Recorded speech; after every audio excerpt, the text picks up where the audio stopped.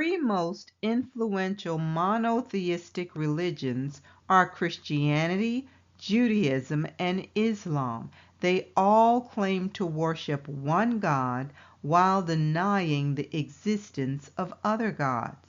But is there a serpent connection to the three religions? Let's begin by looking at an excerpt from this article from Global Connections, and it's entitled Religion, Three Religions, One God.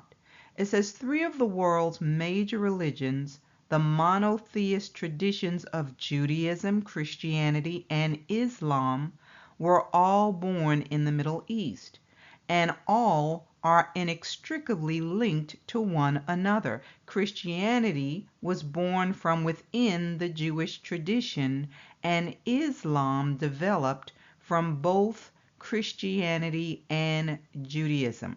It says, while there have been differences among these religions, there was a rich cultural interchange between Jews, Christians, and Muslims that took place in Islamic Spain and other places over centuries. Now, I want to be clear here. When they say Judaism, they're making it seem like it's the same as the governmental order given to the ancient Israelites. When referring to the ancient Israelites, we're talking about the laws, statutes, and commandments, the way they were to honor, worship, and interact with the Most High as handed down by the laws and the prophets. So it was not a religion, it was a way of life. It was not the same as this religion called Judaism or this religious system of these other nations. So please understand that the Most High did not give us a religion. Religions are man-made institutions, and believe it or not, they are all connected. So what is titled Judaism today is a recently created religious system. Let me show that to you, and we'll come back to this. Let's look at this journal article from Cambridge University Press entitled Kabbalah in the Modern Era. Now, some may say Kabbalah. It says Kabbalah is the collective name for Jewish teachings dating from the late 12th century CE that describe knowledge of God and the cosmos that is considered too special and subtle to be explicitly revealed in the written and oral Torah. It says the secrecy and power associated with Kabbalah means that people have yearned to learn it and share it with others. Now it says there were Kabbalists who maintained that the era had been reached when Kabbalistic texts were to be widely disseminated. Yes, yet most believed that it was meant to be esoteric and limited to Jews. Now, when we say esoteric, you're talking about mystical or secret teachings. So it says, most believe that it was meant to be esoteric and limited to Jews. In fact, since the 13th century, Christians, albeit a very small number, have gained access to Kabbalistic teachings and produced their own versions of it. I want to share another article, and you can see this is coming straight from the horse's mouth, and he's saying Kabbalah is to open the self to a higher reality, to view the spirit within the matter, to raise the consciousness to the point where your perception of reality is completely changed, and the divine within all creation is revealed. Now, listen to what it says. Generally speaking, Kabbalah is divided into three categories. The theoretical, which concerns itself primarily with the inner dimensions of reality, the spiritual worlds, souls, angels, and the like, and the meditative, where the goal is to train the person who is studying to reach higher elevated meditative states of consciousness, and perhaps even a state of prophecy through employing the divine names, letter permutations, and so forth. The third type of Kabbalah is the magical, which concerns itself with altering and influencing the course of nature. It also uses the divine names, incantations, amulets, magical seals, and various other mystical exercises. Now, some of you may already know what this is leading to. In Kundalini Yoga, you see a lot of the same things, where it's referring to the divine feminine force seeking to awaken and ascend. They try to tap into an energy symbolized by a sleeping serpent at the base of the spine. So Kabbalists use the term or concept of the Shekinah. And we're going to dig into that on the live this coming week, because there are things we need to be aware of and certainly stay away from. So join me for that. Let's go back to the article about the three religions, same God. So it says Judaism is the oldest surviving monotheistic religion, arising in the Eastern Mediterranean in the 2nd millennium BCE. Abraham is traditionally considered to be the first Jew and to have made a covenant with God. Because Judaism, Christianity, and Islam all recognize Abraham as their first prophet, they are also called the Abrahamic religions. So we have to deal with some things here. According to them, Christianity is supposed to be an offshoot or extension of Judaism. And you heard them say Abraham is considered to be the first Jew. That is incorrect. Abraham was not a Jew. He was not an Israelite. He was a Hebrew, so that statement is incorrect. So let me show that to you as well. Let's look at this journal article from JSTOR entitled Judaism in the Hebrew Bible, the transition from ancient Israelite religion to Judaism. Please catch that. The transition from ancient Israelite to Judaism. So what is known today as Judaism is not the same as the customs and laws given to the ancient Israelites. We're talking about a different animal here. The people are different and they have their own religion. It says, although there is no consensus concerning the point in time when it is appropriate to begin applying the terms Judaism or Jew to historical realities, there is a very strong tendency to apply them to the historical realities of the Babylonian exile or later, but generally not to those of the pre-exilic period. S.D. Froude would put the beginning of Judaism still later. He suggests that Judaism began in the Greco-Roman period. When? Greco-Roman period. In the context and as a consequence of the extended and complex encounter between Israelite society and the broader international cultural matrix we call Hellenism. So it says, Froude's observation about the chronological use of the terms equivalent to Jews and Judaism is without any question correct. In the pre-exilic period, apparently from the time of Jeremiah, Yehudi is used rarely. So now when you see this word Jew and Judaism being used, it's not talking about the ancient Israelites. In fact, they're using the name of one of the sons of Jacob. They're talking about Judah. He was the fourth son of Jacob. You can't call all of the sons of Jacob Judah, and you certainly can't call Abraham a Jew. Judah was his great-grandson. But what's being done today, how they're using these words interchangeably, is not correct. Now let's go back to the Three Religions article, and then we'll take a look at what is really connecting these religions. It goes on to say Christianity started as an offshoot of Judaism in the 1st century CE. Until the Emperor Constantine converted to Christianity in 324 CE, early Christian communities were often persecuted.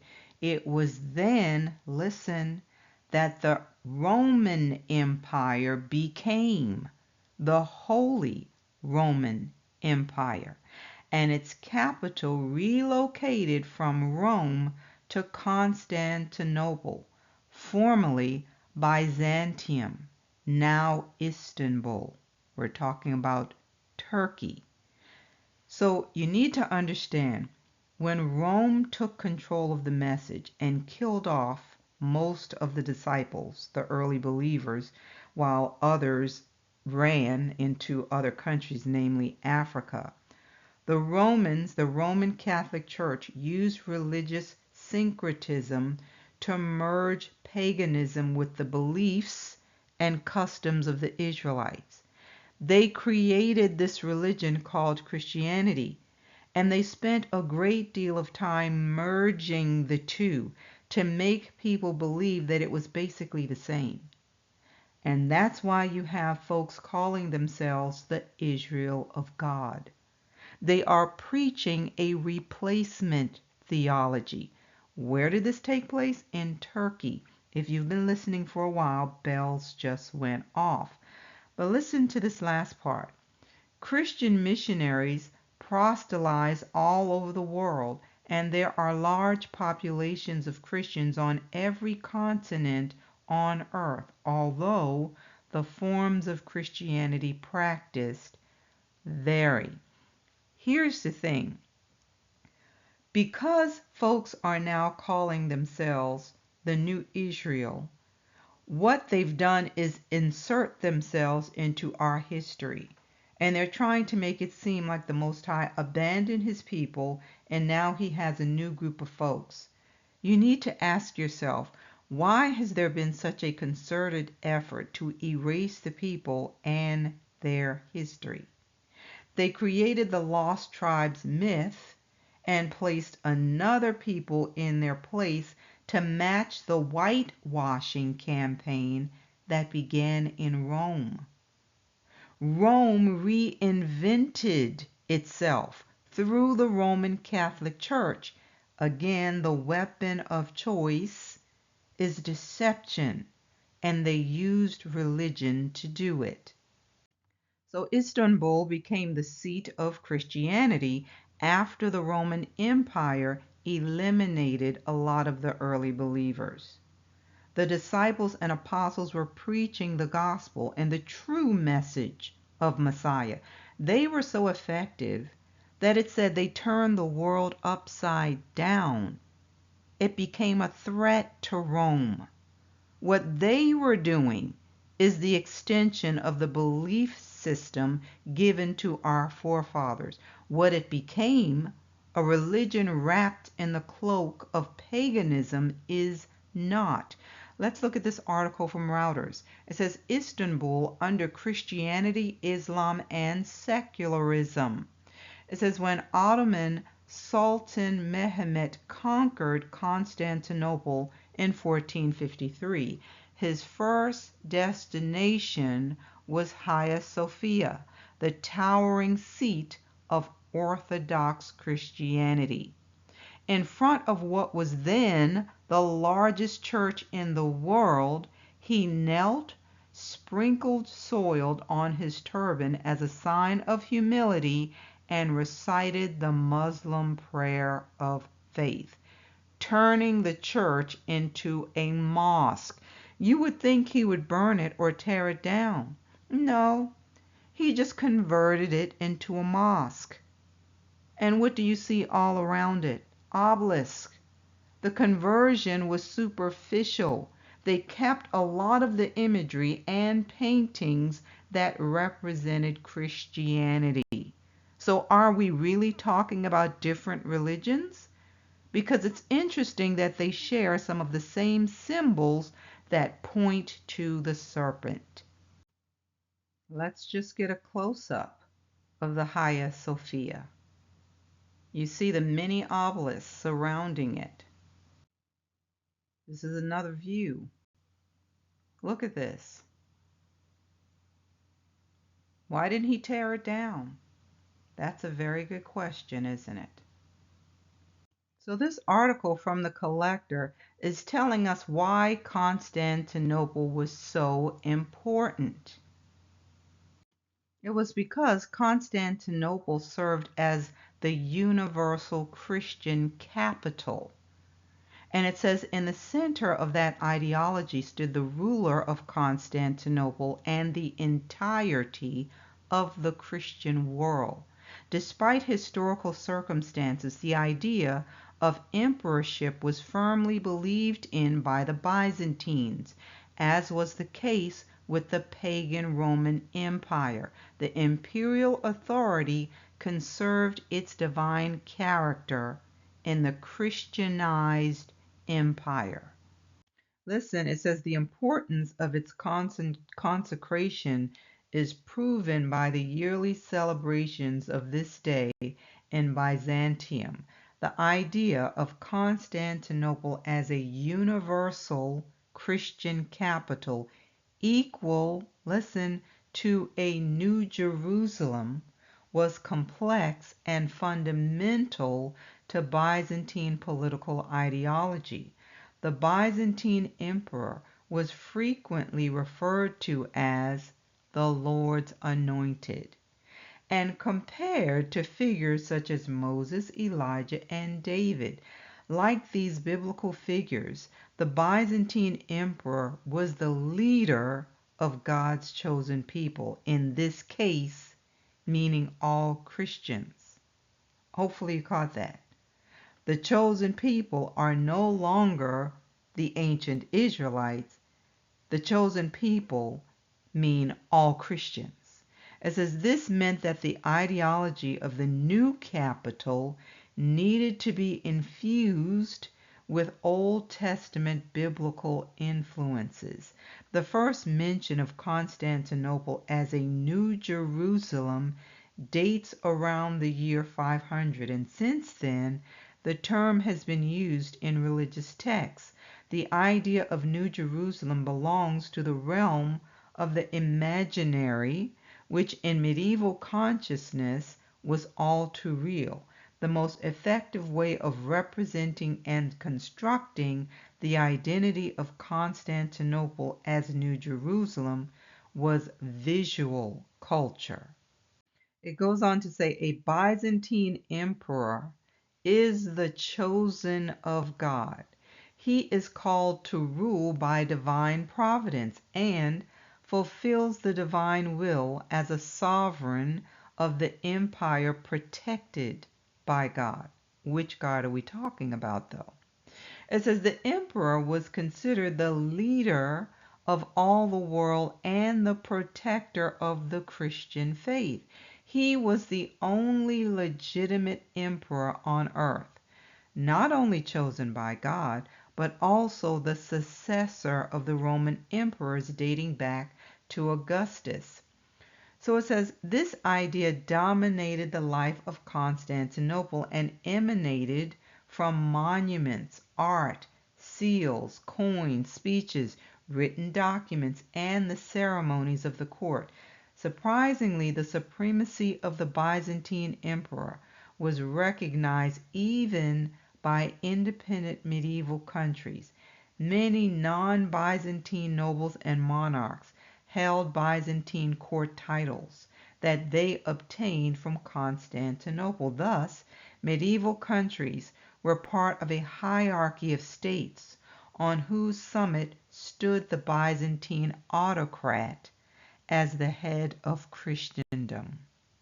By the 15th century, Byzantine apocalyptic tradition became an important part of European apocalypticism, and the fall of Constantinople sparked new apocalyptic speculations in Western Europe.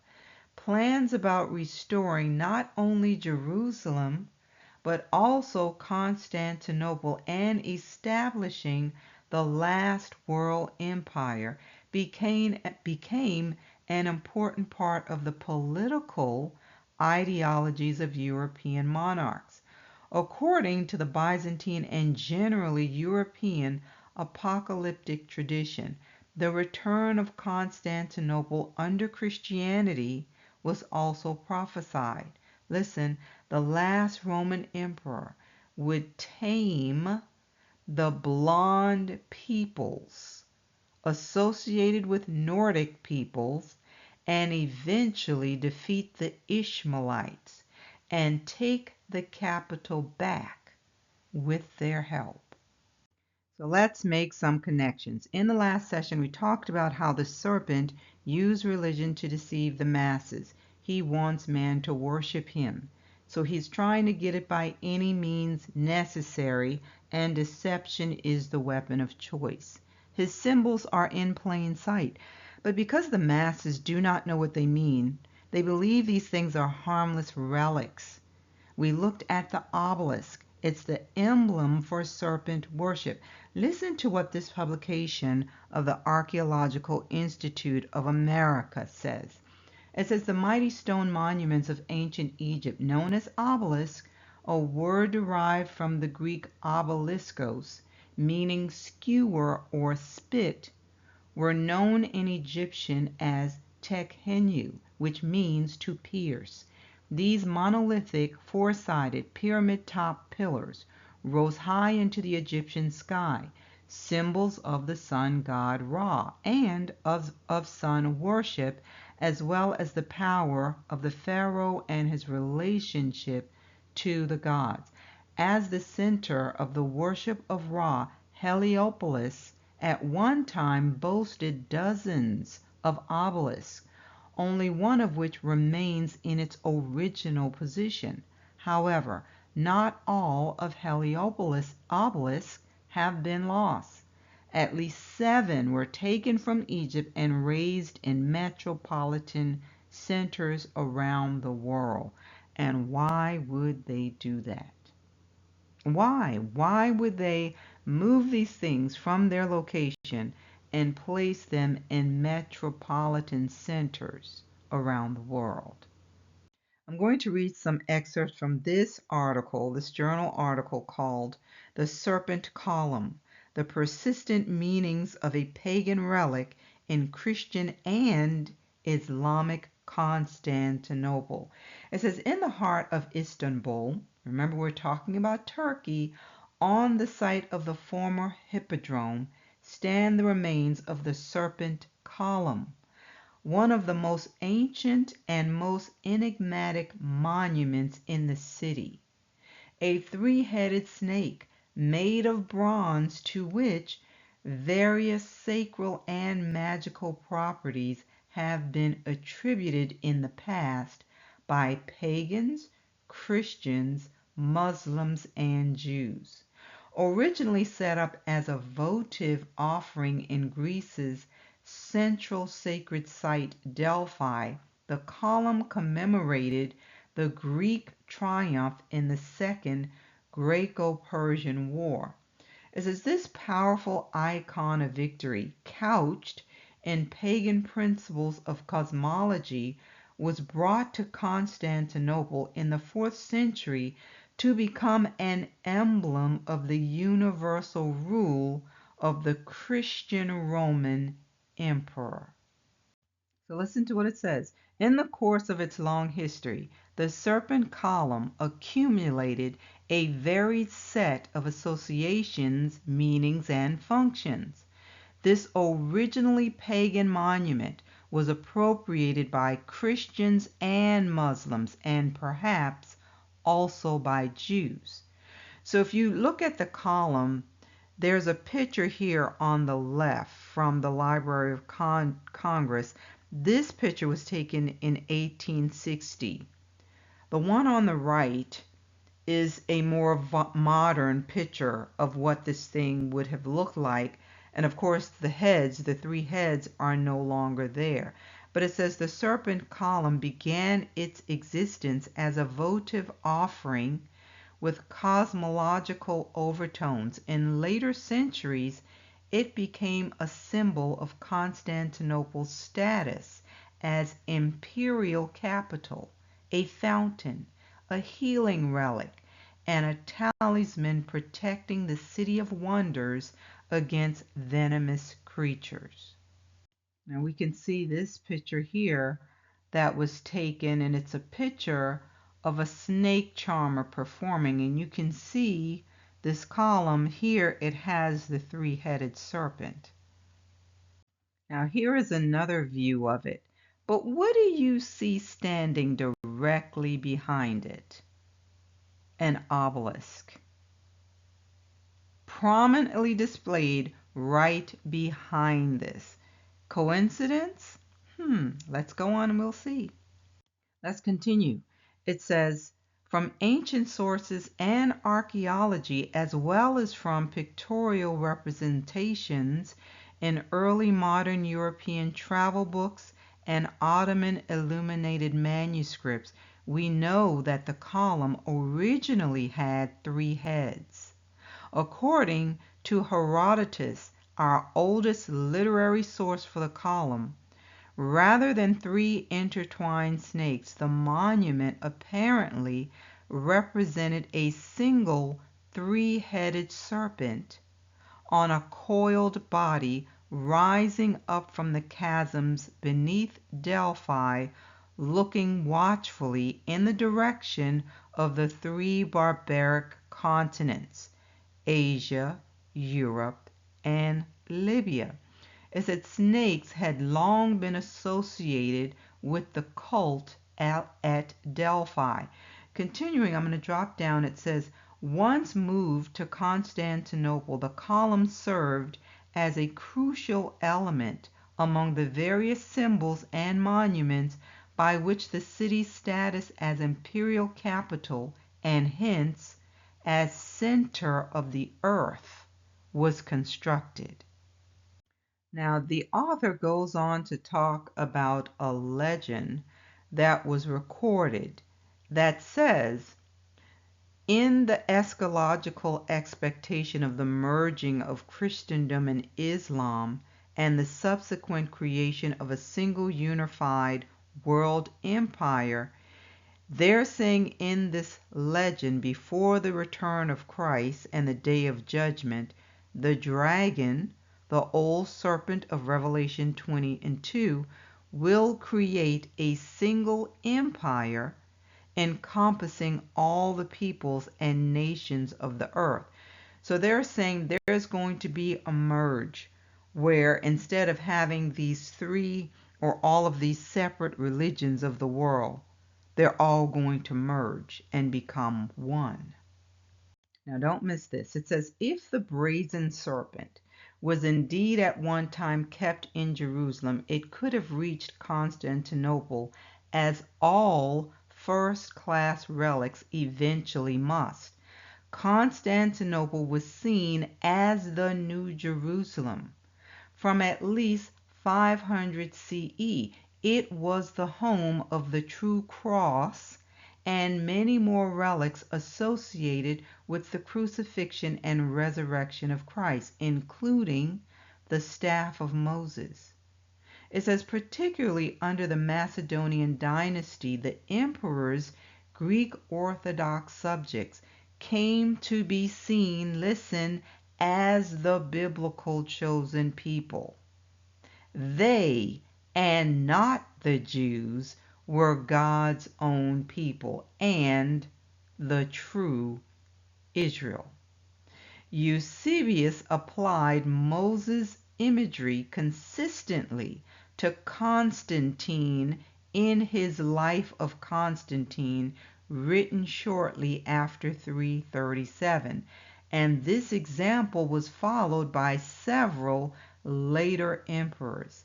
It says Old Testament models inspired the monarchical self-presentation of many, particularly Macedonian emperors, who were likened to David and especially Solomon, but also to Moses in his capacity as lawgiver. I also want to refer to excerpts from this book written in 1924 called Life Symbols as Related to Sex Symbolism by Elizabeth Goldsmith. It says, our church spires, you know what it's talking about, right? The steeples.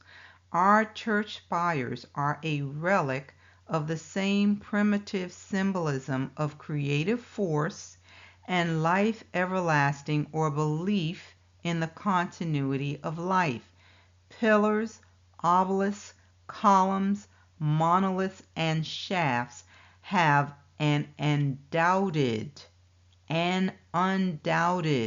phallic origin, and as symbols of creative energy, they were objects of reverential worship among all ancient races. It goes on to say the crozier, which was originally in the form of a tau cross and only assumed the bent appearance in the 17th century, also the shepherd's crook, come under this class of symbols. Osiris, in judging the dead, is represented as holding in his hands the crook, the scepter, and the flail, emblems of rule, sovereignty, and dominion. The three-pointed wand, conventionalized into the fleur-de-lis, is derived from the same symbolism. Pillars supporting a pavilion or tent are found in the older sculptures of Nimrod. They are probably of wood, appear to have been painted, and were surmounted by a pine or fir cone, that religious symbol so constantly recurring on Assyrian monuments. So it goes on to talk about the cult twin pillars, frequently bearing the symbolic eagles of the god to express the widespread belief that life is in the soul. It says the serpent in all countries and among all nations is also associated with the sacred tree or tree of life. Sometimes it is coiled about the tree, and again it appears in the background. The Chaldeans saw in the universe a tree whose summit was the sky and whose foot or trunk the earth. The tree in its earliest form in Chaldea and also in Cyprus was a staff supporting a semicircle. Now it says early serpent worship was associated with groves and tree worship. Now, most of you have heard about the Bohemian Grove, this exclusive club where the elite go, supposedly for an annual retreat. And there's supposed to be a lot of sinister things going on there. Who do you see in the picture here? You see Reagan and Nixon. But let's go on. So it says, serpent worship was associated with groves, and tree worship undoubtedly had a dark side and degenerated into a form of phallicism, just as darkness alternates with light. And there's another interesting statement from this book called The Sun and the Serpent that was written in 1905 by C.F. Oldham that I want to share with you. It says, it has been shown that in order to obtain the favor of the serpent deities, sacrifices were offered to them, and that many of the victims so offered were human beings. Serpent worship, however, was not confined to India, although its birthplace appears to have been in Asia. Listen, wherever the sun was worshipped, the people or their rulers claimed descent from the sun god. There the hooded serpent was held sacred. I'm going to look at some excerpts from this article entitled Serpent Faith. It says a rapid glance may be taken over fields ancient and modern, illustrating human respect for the serpent. This devotion is not confined to the Old World, being found in the New. It is not limited by time, ranging over all periods. It is not peculiar to any race or color. Aboriginal races, so called, have from remote antiquity honored the serpent. All over Africa, the vast regions of Tartary and China, the hills and plains of India, the whole extent of America, the isles of the Pacific, alike in sweltering tropics and ice-bound coasts, is the same tale told. Civilized man, whether beside the Nile, the Euphrates, or the Indus, on the deserts of Arabia, the highlands of Persia, the plains of Syria, or the islands of Greece, among the tribes of Canaan, the many-named peoples of Asia Minor, the philosophers of Athens and Alexandria, the mariners of Phoenicia, or the warriors of Rome, bowed to the serpent god. All religions, past and present, recognize the creature. Continuing, it says India beyond the Ganges has, as in Cambodia, magnificent temples in its honor. The soul of a tree in Siam may appear as a serpent. Listen to this quote. In every ancient language, writes Madame Blavatsky, the word dragon signified what it now does in Chinese, i.e., the being who excels in intelligence. And it's saying that the brazen serpent is in the East the divine healer. It says Rome carried forth the serpent in war, since one of its standards was the serpent on a pole. Long after, in the church processions on Palm Sunday, the serpent figured mounted on a pole. Scandinavia had its Midgard encircling the globe with its body. The Norse serpent Jormungandr had a giantess for mother and the evil Loki for father. Muscovites and Lithuanians had serpent gods, while Livonia bowed to the dragon. So we see that the serpent is a common thread in these nations and religions. It says in Gaul it was reverence. Nether was a serpent god. Priests, Druidical or otherwise, had a caduceus of two serpents embracing one another. A Gaulish goddess had, in like manner, two snakes about its legs and body. Druids kept live serpents for pious purposes. You all, let's keep going. So the question is being asked, what is the meaning of it all? It says Betham mentions the fact that the Celtic word for a serpent is expressive of its wisdom. The same meaning is in other languages, and the legends are of various nations. A knowing man, one versed in the mysteries, was called a serpent. Was it the silence which distinguished it in the animal creation that brought this reputation and made it a fitting emblem of the esoteric system?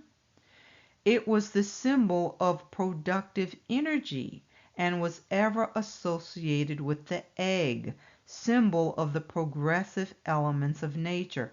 The male was the great father, the female the great mother.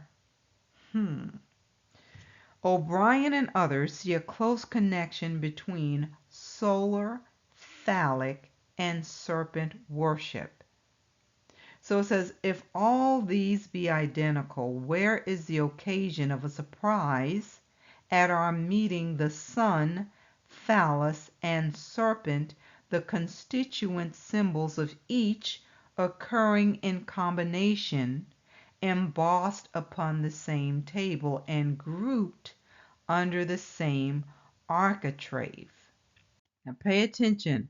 The serpent was certainly the token or symbol of an ancient race celebrated for wisdom, giving rise to the naming of the learned after dragons or serpents. The Druid of the Welsh triad exclaims, and this is how they refer to themselves. They say that they are serpents. Now listen, according to J.H. Baker, the 357 or 9-headed snake is the totem of a race of rulers. What's a totem? A totem serves as an emblem of a family or a clan, and it serves as a reminder of its ancestry. So listen as I read this again. The 357 or 9-headed snake is the totem or emblem of a race of rulers who presided over the Aryan Hindus. The snake race was that of the first primeval seafarers. The faring wise serpent race, listen, became at the earliest stage of tradition rulers and civilizers. Are we talking about those who are always going around trying to civilize everyone else? We really need to know what they mean when they say civilize. Now, in the last session, I shared excerpts from this book that was written in 1889 called Ophiolotreia, The Rites and Mysteries Connected with the Origin, Rise, and Development of Serpent Worship. I want to share a few more things from this book with you. All right, so it says Bryant and Faber both derive the name of Europe from Arab, the solar serpent. Whether this be correct or not, says Dean, it is certain that Ophiolotreia prevailed in this quarter of the globe at the earliest period of idolatry. The first inhabitants of Europe are said to have been the offspring of a woman, partly of the human and partly of the draconic figure, a tradition which alludes to their Ophite origin. Of the countries of Europe, Greece was first colonized by Ophites, but at separate times both from Egypt and Phoenicia, and it is a question of some doubt, though perhaps of little importance, whether the leader of the first colony, the celebrated Cadmus, was a Phoenician or an Egyptian. So Bocart has shown that Cadmus was the leader of the Canaanites who fled before the arms of the victorious Joshua, and Bryant has proved that he was an Egyptian identical with Thoth.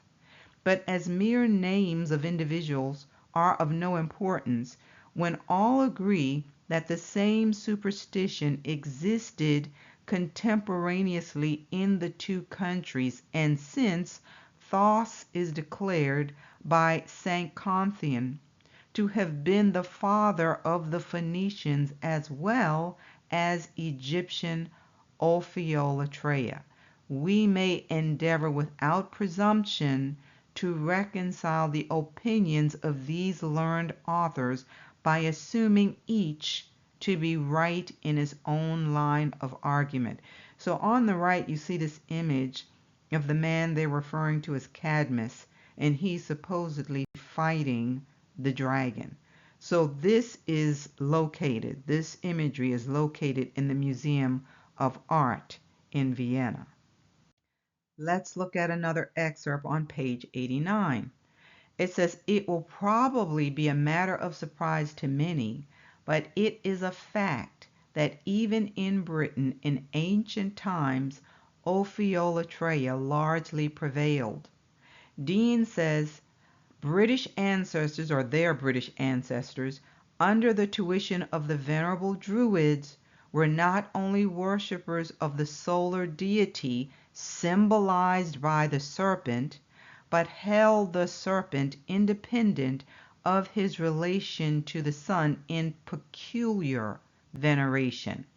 Cut off from all intercourse with the civilized world, partly by their remoteness and partly by their national character, the Britons retained their primitive idolatry long after it had yielded in the neighboring countries to the polytheistic corruptions of Greece and Egypt. In process of time, however, the gods of the Gaulish Druids penetrated into the sacred mythology of the British and furnished personifications for the different attributes of the Draconic god Hu. And you can see this god here on the right. It says this deity was called the dragon ruler of the world, and his car was drawn by serpents. His priests, in accommodation with the general custom of the Ophite god, were called after him adders. Is it not true what we read here in Revelation 12:9? The great dragon was cast out, that old serpent called the devil and Satan, which deceiveth the whole world. He was cast out into the earth, and his angels were cast out with him. We need to wake up. Everything is not as it seems. We cannot remain in ignorance concerning these things. That's not to say you need to go out and try to learn everything you can about these pagan religions. It just means that you need to be aware so that you know how to recognize some things for what they are. People are destroyed because they lack knowledge. There's so much more to cover, family. We'll have to continue with this on the live. I hope this message has been a blessing to you. Please remember to hit the like, share it, and you're welcome to subscribe if you have not already done so. Join me next time.